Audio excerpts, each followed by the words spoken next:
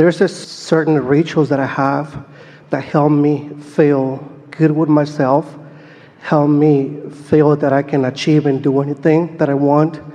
And when I am in that state of mind, I feel like I said I can conquer anything. But there's two desires that I want, and I feel those desires that are achievable. The thing is that I want is when I think about those two desires that make me feel good, one more than the other, how do I go by let's say, using my time wisely on one thing when I can focus on the other? You're really going to like this.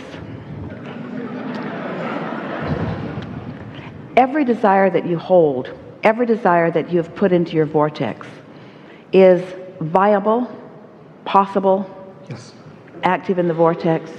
So you can choose anything that makes you feel good to focus upon, and in doing so, everything that you want is in the process of unfolding. You don't have to choose one or the other. Just choose something that feels good and let everything that you want come to be. Focus 100% on that. On anything that feels good. On anything that feels good. Here's another way of looking at it. We give this analogy often, and you will hear it clearly. Let's say there are 5 things that are important to you. 5 desires. And 3 of them you're not the least bit worried about. You're seeing them unfolding, you're expecting them to come. 2 of them you really want, but you're more worried about them because they're slower to come. If you will focus upon any one of the 3 that feels good, then the 2 that you're worried about will come too. But if you focus on the one you're worried about, you'll mess up all 5 of them. True. And if we were standing in your physical shoes, we would choose the one that is easiest for us to get there. Because it doesn't matter why you're in the receptive mode. When you are, then you're getting good ideas about everything that you want, and everything moves along. Something else that happens, they can all dovetail together. We want to tell you a story because we want you to realize how they can all come about. We were talking with a woman on the phone many years ago who was not hearing us. She wanted us to cast a magic spell so that her things could come about. And she was irritated that we weren't willing to do that. We wanted to teach her how it's her vibration that makes things come about. And so everything that she talked about, she was talking about them from such a negative point of view that there was no way that she could even get any movement on any of them. So we said, let's talk about blue glass. She didn't want to talk about blue glass. She thought it was stupid that we would want to talk about blue glass. But we insisted, and we described blue glass, lots of different shades of blue, lots of different depths of blue. Some blue glass you can see through, some you can't, and so forth. It was truly annoying to her. And then we talked about butterflies. She didn't want to talk about butterflies either, but we wanted to distract her from the problems that were so active in her vibration. So we described butterflies. We spent about a little more than a minute talking about butterflies. Again, she's annoyed. And then we said, let's talk about feathers. She didn't want to talk about feathers either, but we described feathers for a little over a minute. And then she hung up. She was not happy. She did not get our point. She did not enjoy the subject of blue glass or butterflies or feathers. And then Jerry and Esther, they were in California at the time, went to one of their favorite restaurants to have lunch in La Jolla. And on their way to the restaurant, they'd parked their car and they got out to walk to the restaurant. And Esther said, let's go in here. She just felt this very powerful compulsion to go into this shop, which is not altogether unusual for Esther, but it was a very strong desire. And so Jerry followed her in, and they went in and in and in, back deep into the shop, and they discovered a complete wall of blue glass, filling the floor with so many beautiful blue glass objects. Well, it didn't mean anything to Esther. She had not really been focusing on the conversation from her conscious mind, and Jerry had not heard it at all. And so the blue glass didn't mean that much, but there it was. And then they went to George's and they had lunch. And then they left the restaurant and they walked down to the cove in La Jolla. And as they were walking across this expanse of grass, a flurry of butterflies surrounded them so intense that they had to stop talking to keep from eating them. And Esther is still not making the association with what we had activated together. Jerry didn't realize it either. It was just a very powerful anomaly. And then the butterflies cleared and a little boy came from across the way. And Jerry said to Esther, "Do you know him? It looks like he knows you." And he came running to Esther and handed her a feather, a pigeon's feather that he'd picked up off the ground. And then Esther remembered the conversation about the blue glass and the butterflies and the feathers. And she said to Jerry, all of them have come about in nearly the same moment in time because they were all active in our vibration. In other words, all you have to do is find something that you haven't been beating a negative drum about, and you will gradually soar to this place of connection. And then everything that you want comes to you in perfect timing, sometimes many of them coupled together. And I feel so sure to get to that level. When my state of mind is like, I feel so sure. The one thing that, okay, thanks, I got my answer on that. When I go and do for one desire and do everything that There's something that we want you to hear, and that is we want you to focus not to make it happen. We want you to focus because it's fun when you focus. I see that. Like I said, I visualize myself already. I enjoy the moment, and I feel good with myself, living it before it has manifested in front of me. The thing is that I see that change lifestyle that is going to bring, even though material things don't mean much to me, I see myself enjoying those things. Part of me, I'm okay with it, but part of me, like I guess for where I came from, it feels that I'm not, there's a few. We know it's complicated and you've got resistance about it. I want this thing I do not want. I want this thing I should not have. I want this thing that others may misunderstand. There's some contradicted energy. But that's why we're saying to you, your pure desire is in that vortex. And if you won't overthink it, if you won't try at the same time that you want it to evaluate the rightness of your having it, or your worthiness of having it, or how others will feel about it as you have it, if you can clean up that vibration, that's why when we say to you, there isn't anything that you want for any reason other than you think you will feel good in the having of it. Do you think it's all right for you to feel good? Oh, yes. Do you think that if you feel good, that you deprive someone else of feeling good? No. Is there only so much of a flow of good feeling? Do you ever be healthy for quite a while and then you say, oh, wait, I've been feeling pretty healthy in my body for quite a long time, and there are a lot of sick people out there, so I've decided that for the month of April, I will be sick. And I will allow more of the wellness to flow to more of the people who haven't been getting any wellness. And so I say now, you have got to give in to the rightness of you being satisfied with your desires.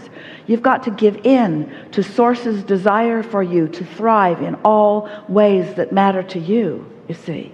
You've got to give up the struggle. And so if something that you want has a little struggle in it, don't use that as your subject to focus, because it will slow everything down. We don't know of any better way, any more efficient way. We don't know of a faster way for you to finally accept your worthiness. That's where I have trouble with. Than for you to line up and let some good stuff in, and line up and let some more good stuff in, and line up and let some more good stuff in, and feel the pleasure of Source within you as you are thriving. That's the way you will teach yourself the feeling of worthiness, is by realizing that that's what your inner being wishes for you. And when you hold yourself apart from the blessings that are raining down all around you, that's resistance to something that is natural, you see. Helpful? Very. Something more? I was, I guess, raised with this religion, and it was basically, I guess, unconsciously programming me. Now that I see things differently, it's like I'm on this side, and the people that I surround with, they have this mentality, which I'm okay with that. They have these beliefs, which I'm okay with that. But now I see, like I said, we are to seek the truth, and the truth will set us free. I feel that I am aware of a few more things. But the releasing of resistance will set you free. Yes. Okay. And the releasing of squabbling over what is true is the ultimate releasing of resistance. Even though I know deep in me, inside of me, I know that what makes me feel good about the beliefs that I have now and what I used to have, but me being around here, it makes me question. But see, the beliefs that you had were on the way to the beliefs that you have. You couldn't be who you are now if you've not moved through that in order to come to that clarity. Yeah, the thing that I have is that I kind of question myself, am I going in the right path? Because that sometimes I feel like it's just myself going over here and everyone is going that way. Let us show you how you can tell. So, this subject sounds like the religion that I once learned and that many of my family and friends still are experiencing is somewhat different from what I have now come to believe. So there is a difference in the action or in the behaviors. There's a difference in the way they're doing life and the way I'm doing life. Which one's right and which one's wrong. And then we say, so there you are in that action world trying to figure out which pile is the right pile and which pile is the wrong pile. But you're stepping back from that just a little bit, and you're finding so much about those people that you love. And in doing so, you are in sync with the source within you who loves them so much. So in your alignment and love, the differences in your opinion is irrelevant. That's true. But in your opinion and action, it seems so big that it keeps you from your love. You see what we're getting at? Yes. So this is always true. When you are focused with the fullness of who you are flowing through you, you always feel wonderful. So when you are appreciating something about one of them, you are in such sync with Source, who is right there with you, that the whole of you is having this experience.